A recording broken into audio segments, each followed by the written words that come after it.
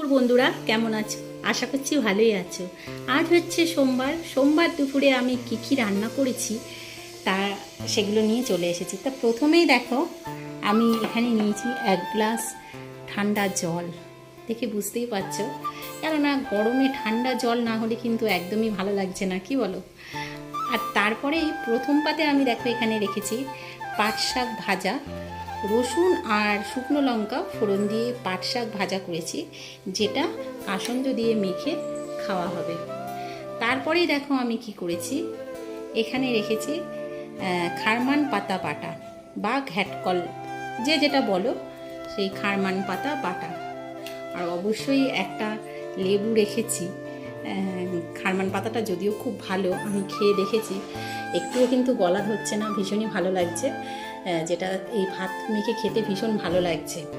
আর তারপরেই রেখেছি দেখো এখানে 2টো বড়া, চিংড়ি মাছের বড়া। এই বড়াটা দিয়েও ভাত খাওয়া হবে। আর তারপরে করেছি দেখো এখানে অবশ্যই চিংড়ি মাছ, আলু, বেগুন সমস্ত কিছু দিয়ে এই চিংড়ি মাছের ঝোল। এই ঝোলটা কালো জিরে ফোড়ন দিয়ে আমি করি, আমার শাশুড়ি মায়ের থেকে শেখা। এই ঝোলটা খেতে এতটাই অপূর্ব যে আর কোনো কিছু দরকার পড়ে না, এত সুন্দর খেতে এই চিংড়ি মাছের ঝোলটা। আর বেগুনগুলো এই ঝোলে গলে যাবে না, ঠিক এরকম থাকবে, আর আলুগুলো এরকম থাকবে। তো আজকে দুপুরবেলা আমি রান্না করেছি পাট শাক ভাজা, খারমান পাতা বাটা, চিংড়ি মাছের বড়া আর চিংড়ি মাছের আলু বেগুন দিয়ে পাতলা ঝোল।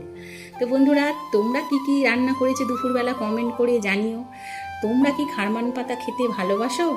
আর তোমরা খারমান পাতাকে কি বলো কমেন্ট করে আমাকে জানিও আমাকে। আর আজকের মতন আমি এখানেই ভিডিওটা শেষ করব। সবাই সুস্থ থেকো, ভালো থেকো,